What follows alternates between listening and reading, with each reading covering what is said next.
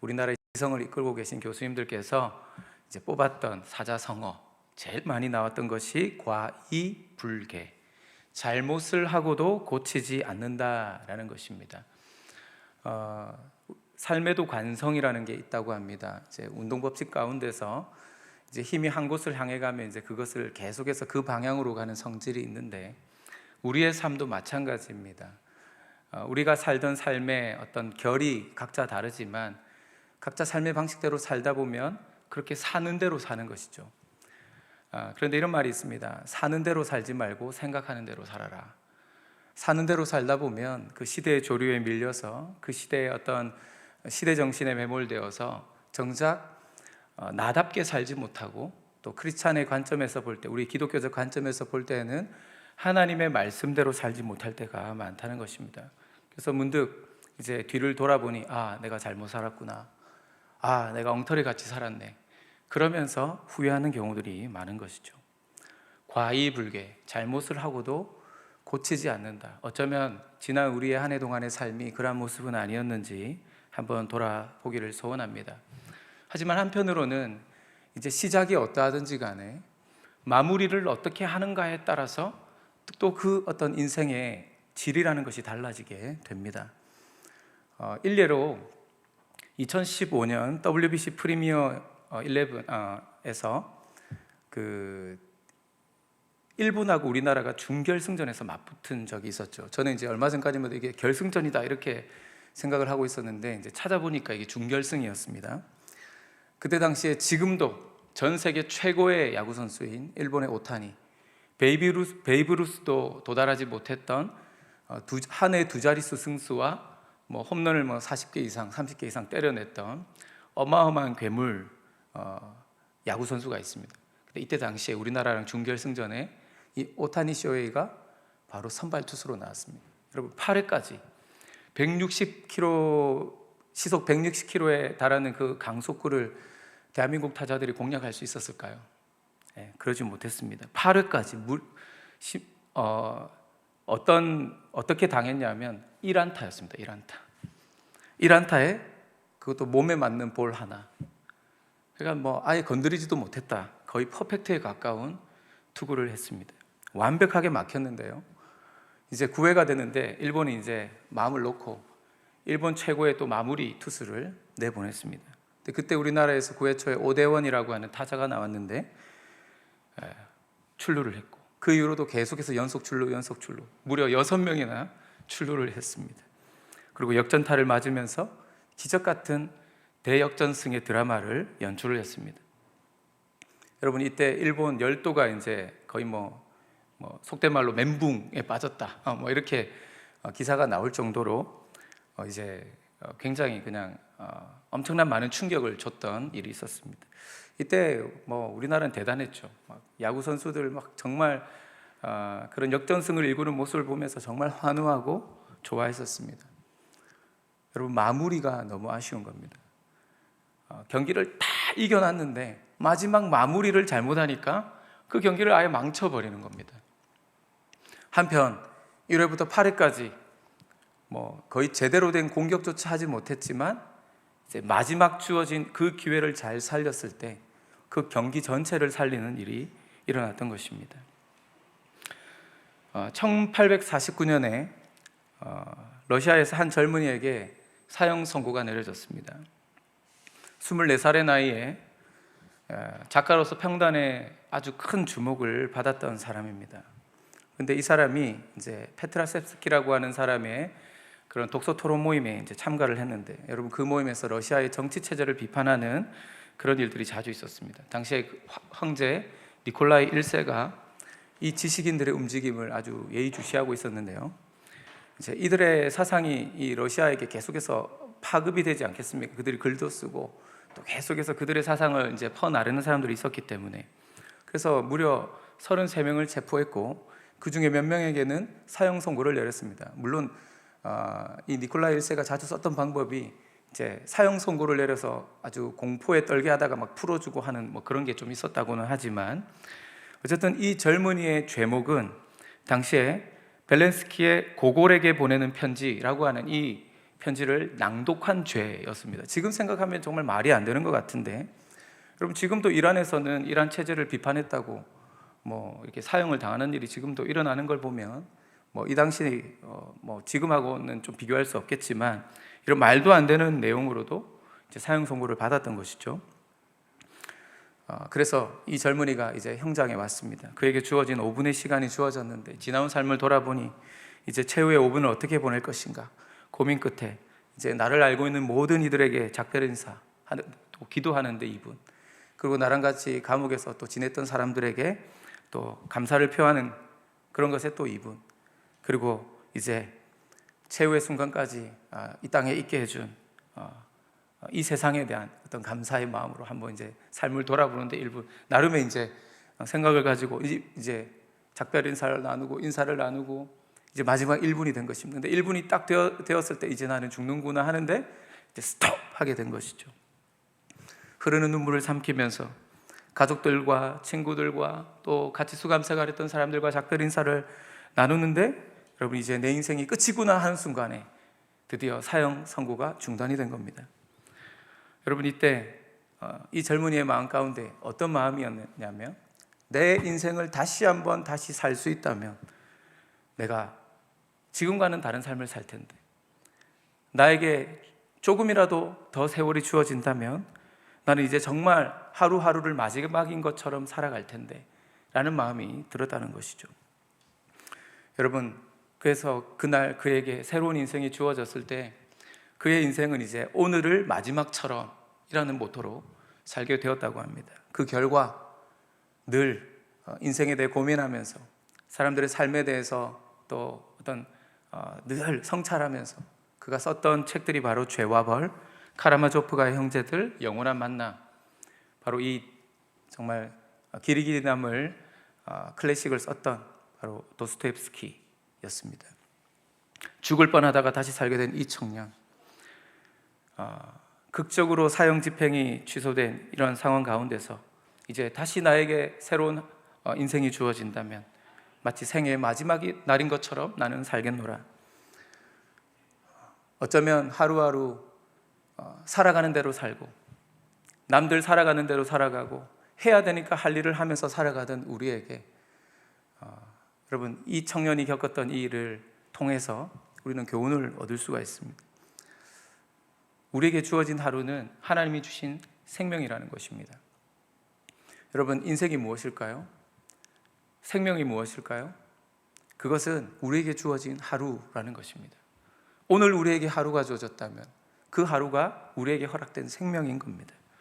그래서 성경을 보면 처음보다 점점 갈수록 인생을 더욱 빛나게 살았던 사람들의 삶이 기록되어 있습니다. 특별히 인생의 마지막 순간, 마지막이 다가올 때 그 마지막을 누구보다도 인생 그 어떤 시절보다도 더 빛나게 살았던 사람들이 있습니다. 젊은 시절은 방탕하게 살았지만 말년에는 정말 예수님을 만나고 거듭나서 정말 불후의 저작들을 남기며 성자로 추앙받았던 어거스틴 같은 사람들도 있는가 하면, 성경에 보면 노예 생활을 하고 수없이 많은 고생을 했지만 결국에는 마지막에는 이제 이집트의 총리가 되어서 멋진 그런 마지막을 살았던 요셉 같은 사람도 있고, 우리가 악한 왕으로 알려졌던 므낫세 같은 왕도요, 나중에는 그가 자신의 삶을 악행을 회개하면서 하나님 앞에 돌이키는 마지막의 삶을 살았던 모습을 우리는 보고 있습니다. 뿐만 아니라 하나님 앞에 인정받아서 또 자신의 멘토로부터 인정받아서 이스라엘의 지도자로 세워졌던 여호수아 같은 사람은 인생의 마지막에 그가 살았던 삶의 어떤 신앙의 교훈들을 담아서 후대에 아주 귀한 가르침을 주기도 했었죠. 저는 이 여호수아의 가르침 가운데 정말 기억에 남는 가르침이 바로 이것입니다. 세 가지로 요약할 수 있는데 바로 사랑하라, 그리고 가까이 하라, 말씀을 지켜라, 순종하라 라는 것입니다. 여호수아는 인생의 마지막, 이제 여호수아서 23장에 보면 그가 이런 말씀을 했습니다. 스스로를 조심하여 너희 하나님 여호와를 사랑하라. 스스로를 조심하라고 합니다. 그리고 사랑하라고 합니다. 왜냐하면 이제 가나안 땅에 들어오는 백성들을 유혹하는 너무나 많은 유혹거리들이 많았기 때문입니다.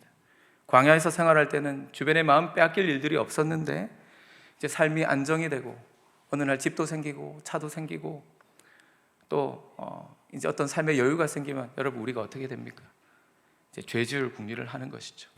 그래서 늘 항상 조심하고 그래서 하나님을 더욱 사랑하라는 겁니다. 하나님 사랑하지 않으면 세상을 사랑하게 되기 때문에 적과 꿀이 흐르는 가나안 땅에 정착하고 보니까 수많은 유혹들이 넘쳐나고 절박하지 않은 그 마음 가운데 이제 죄질 어떤 사탄의 욕심들이 스며들기 시작하고 이러한 상황 가운데서 세상의 다른 대상을 바라보느라 하나님과 멀어지지 않도록 그들을 주의시켰던 것이죠. 그리고 또 하나 하나님을 가까이 하라고 합니다.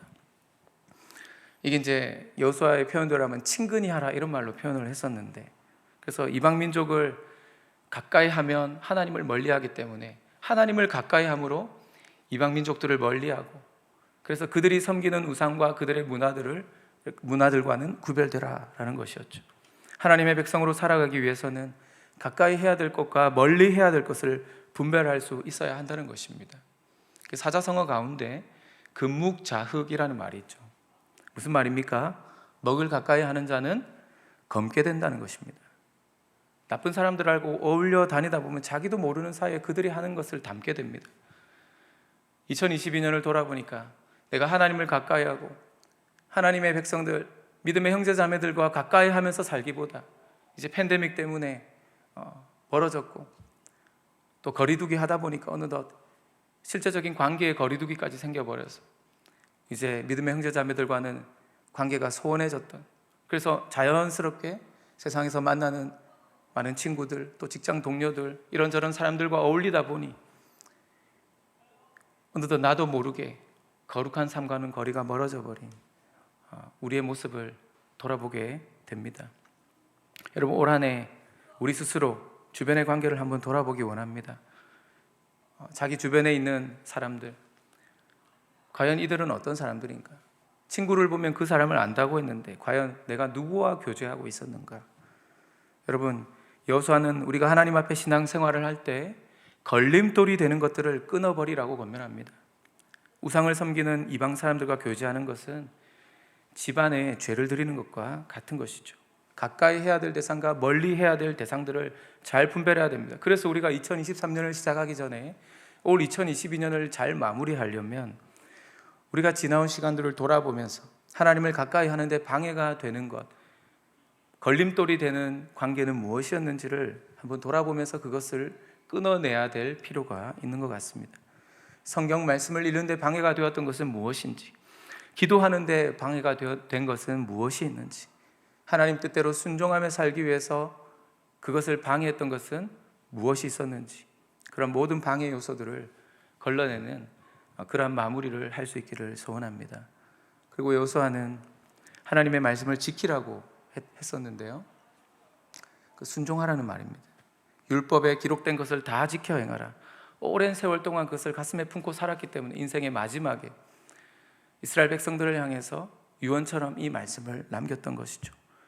자신의 뒤를 이어 이스라엘 민족의 지도자들을 향해서 모세와 동일하게 여호와의 말씀을 지켜라, 순종해라 권면을 남겼던 것입니다. 사랑하는 성도 여러분, 우리의 삶의 성패, 삶의 승리의 비결은 우리가 스스로 애쓰는 데 있지 않다는 것입니다. 지난 한 해를 돌아보면서 여러분 우리가 하나님의 말씀을 굳게 붙잡고 주님께 맡기려 하기보다도 내가 그것을 붙잡고 전전긍긍하며 살았던 적은 없는지 한번 돌아보기 원합니다. 내 인생의 기쁨과 행복을 내가 이루고 성취해야 될 것처럼 그렇게 생각하면서 아둥바둥거리면서 나름 열심히 산다고 살았는데 그것 때문에 내 마음이 오히려 무너지고 있지는 않은지, 좌로나 우로나 치우치지 않고 세상의 것들에 빠지지 않도록 주의하고 하나님께 우리가 붙어 살아야 될 텐데 여러분 그렇지 못한 채 자꾸만 방황하면서 그렇게 살고 있지는 않았는지 한번 돌아볼 필요가 있습니다. 그래서 하나님을 사랑하는 것, 하나님을 가까이 하는 것, 하나님의 말씀을 지키는 것이 우리 믿음의 선배들이 남겨준 신앙의 유산, 인생의 어떤 시기에 또 마무리를 할 때 반드시 기억해야 될 삶의 기준인 것 같습니다.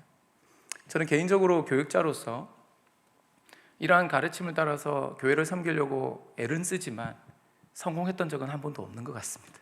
부끄럽지만 목사로서 교회를 섬기며 살아가지만 하나님을 사랑하지 못하고 한 사람의 성도로서 하나님 앞에 온전히 서지 못한 채 직업적인 일에 너무 스트레스와 부담을 느끼면서 내가 하는 일에 대해서, 내가 하고 있는 이 일에 대해서 회의감을 가질 때가 종종 있었던 것 같습니다. 하나님을 가까이 하기보다 이 일을 함께 동역하고 도와줄 사람들을 찾아 헤매는 데 더 많은 시간을 보냈던 것 같고, 이 일을 하나님께 맡기고 기도하기보다 어떻게 하면 좋은 방법이 있을까, 그 방법을 찾는 데 골몰했던 것 같습니다.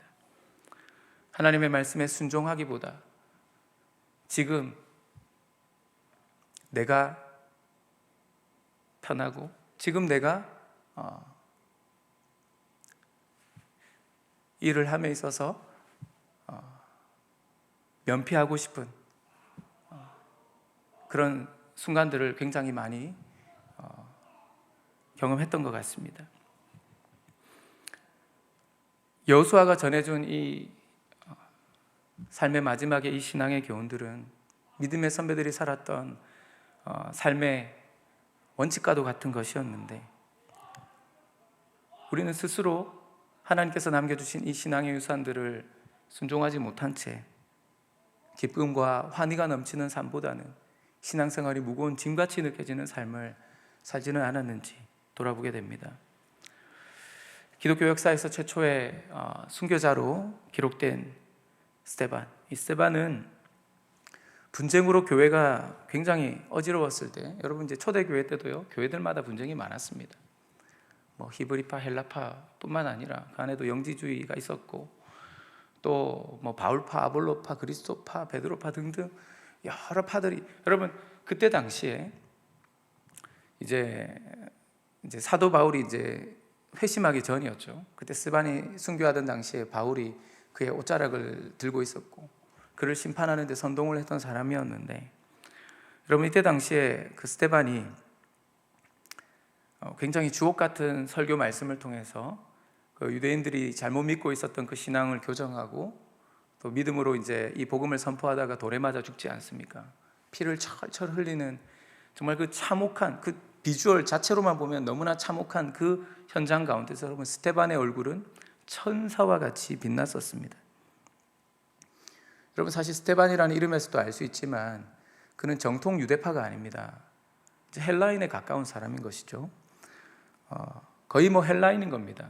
헬락식 사고방식과 철학과 문화에 젖어 있던 사람입니다. 그러니까 아마도 기독교적인 관점에서 볼 때 그의 삶은 이제 어떻게 보면 회개할 거리들이 넘치는 삶을 살았을 가능성이 높을 것입니다. 그런데 그는 성경을 기록하지 않기 때문에 스데반이 어떻게 살았는지 우리가 알지 못하지만 그의 삶이 우리가 생각하는 것보다 더 좋지 않았을 가능성이 큽니다. 그런데 예수를 만나기 전까지는 아마도 헬락식 사고방식과 문화에 젖어서 방탕한 삶을 살았지 모르겠지만 헬라의 문화권 안에서 그 문화를 즐기면서 그리스도와는 전혀 다른 삶을 살았을지 모르겠지만, 여러분 지금 우리가 이 스데반을 이상하게 생각하는 사람이 없죠. 스데반을 생각하면 너무나 영광스러운 어떤 순교자로 기억하고 있습니다. 그를 이상하게 이야기하는 사람 한 명도 없습니다. 왜 그렇습니까? 스데반의 마지막이 좋았기 때문입니다. 그 당시의 눈으로 볼 때는 비참해 보였을지 모르겠지만, 그러나 성경의 기록을 통해서 우리는 그가 죽은 자가 아니라 산 자였다. 그리고 그가 죽음을 맞이한 것이 아니라 영광스러운 보좌 우편에서 예수 그리스도가 서신 것을 바라보면서 주님을 맞이했던 사람으로 우리는 기억하고 있습니다. 저는 성경 어디를 읽어봐도 보좌 우편에 앉으신 예수님은 봤지만 보좌 우편에 서신 예수님은 본 적이 없습니다. 예수님이 하늘 보좌 옆에서 벌떡 일어나서 그 스데반 믿음으로 복음을 전하며 인생의 마지막을 그렇게 멋지게 마무리하는 그의 모습을 보며 박수를 치고 응원하고 계셨던 것이죠. 주님과 함께 생명의 부활로 깨어날 사람으로서 스데반은 마지막 죽음을 영광스럽게 맞이했습니다. 말씀드린 어거스틴 같은 경우도 방탕하게 젊은 시절 살았고, 그 때문에 그가 이제 쾌락에 빠졌을 때 이제 자신 때문에 태어난 사생아가 있었습니다. 그 아기를 안고 온 여인도 있었죠. 상처받은 사람들이 많았습니다. 하지만 지금 아무도 어거스틴의 젊은 날 때문에 그를 비난하지 않습니다. 그 이유는 그의 마지막을 잘 알기 때문이죠. 그가 살았던 정말 믿음의 삶, 또 그가 남겼던 불후의 저작들, 그를 통하여 정말 오고 오는 세대 가운데 끼친 신학적인 영향과 그 위대함을 우리는 칭송하고 있습니다. 그래서 성 어거스틴이라고 불리고 있죠. 우리가 얼마 전에 묵상했던 전도서 말씀 가운데 전도서 7장 8절 말씀에 이런 말씀이 있습니다. 일의 끝이 시작보다 낫다. 어떤 일의 마지막이 시작보다 중요하다는 것이죠. 영어 단어 가운데 finish strong이라는 말이 있지 않습니까? 무슨 일이든지 끝까지 잘 마쳐야 된다는 것입니다. 우리말에도 용두삼이라는 말이 있듯이 용의 머리로 시작해서 뱀의 꼬리가 되는 그런 삶이 아니라 finish strong을 해야 되는 것이죠. 한 해의 끝이 보이는 이제 크리스마스 지나면 이제 연말로 들어서는데 이제 성탄이 지났고 이제 송구영신이 며칠 남지 않았습니다. 지금 혹독한 추위가 기승을 부리는 이제 겨울을 우리가 지나가고 있는데 그러면서 우리가 주변 사람들에게 카드도 나누고 또 이런저런 인사도 나누고 하면서 또 메시지도 보내고 하면서 우리가 한 해를 마무리하고 있습니다. 저도 오늘 하루만 해도 정말 많은 메시지를 받은 것 같아요. 또 한 10년 전에 교회 섬기던 교회 제자가 또 연락 와서 목사님 한번 얼굴 보고 싶다고 밥 먹자고 연락도 왔고 막 이런저런 이제 막 소식들이 들리고 합니다.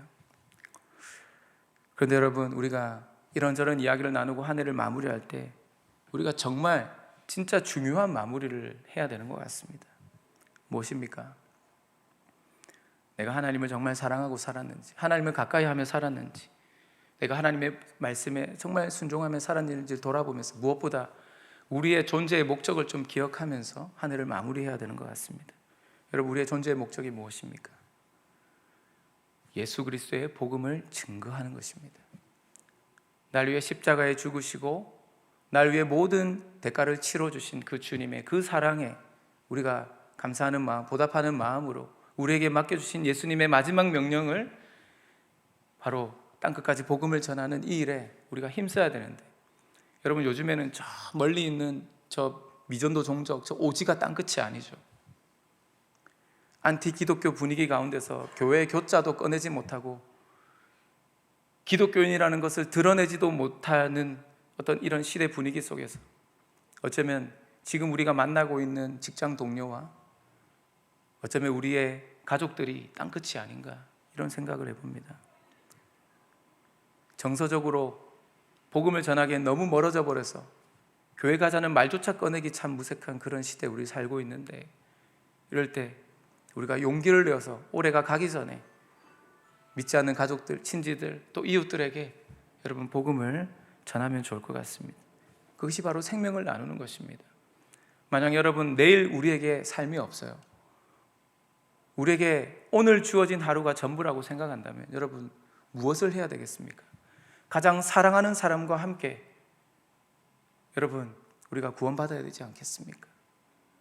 우리 주변의 형제자매들 생각하면서 여러분의 가족들, 친지들, 우리가 이웃들 기억하면서 진정한 선물로 오신 예수 그리스도, 그 예수 그리스도를 증거할 수 있는 그러한 한 해가 되기를 소원합니다.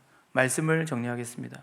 2005년 6월 스탠포드 대학에서 한 졸업식에서 그 유명한 스티브 잡스, 그가 연설을 했습니다. 15분의 이 명연설이 지금도 많이 알려져서 유튜브에 많이 돌아다니고 있는데, 그 연설이 참 많은 사람들을 감동케 했습니다. 근데 그 연설 내용 중에 자기가 17살 때 읽었던 책의 한 구절을 인용했습니다.